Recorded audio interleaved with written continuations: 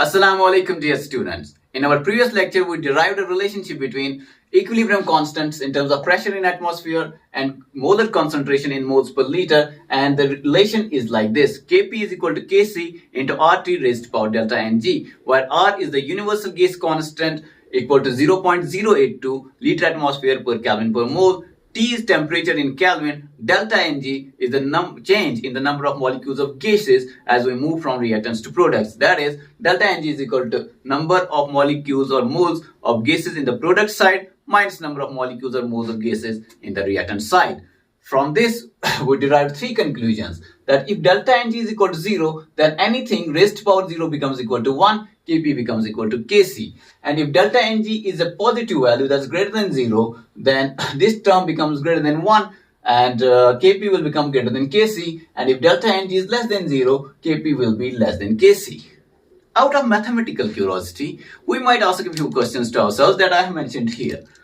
First question we may ask, that is it possible for Kp to be equal to Kc even if delta Ng is not equal to 0? If the number of gaseous molecules is changing during the reaction, can Kp and Kc be still equal? And is it also possible that delta Ng is greater than 0, that it is a positive value, still Kp is not greater than Kc, but Kp is less than Kc? And is it possible if delta Ng is less than 0, Kp to be greater than Kc?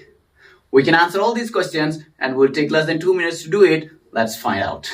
Let's answer our first question first. Can Kp and Kc be equal even if delta Ng is not equal to 0? For Kp and Kc to be equal, this term RT raised to power delta Ng should be equal to 1, so that Kp is equal to Kc multiplied by 1, which is Kp equal to Kc. And there are two conditions mathematically for this. First, delta Ng to be equal to 0, and second, if RT is equal to 1, because we know square of 1, square root of 1, 1 raised to power anything is equal to 1. Therefore, if RT is equal to 1, then Kp is equal to Kc. And at what temperature is that possible? Why we are talking only in terms of temperature and not R? R is a constant. It's a universal gas constant. So for temperature to be equal to 1 by R, Kp will be equal to Kc, and that temperature is 1 divided by 0.082. That is like 12.2 Kelvin. Quite unreal for reactions. That is 261, a magnitude of 261 degrees Celsius.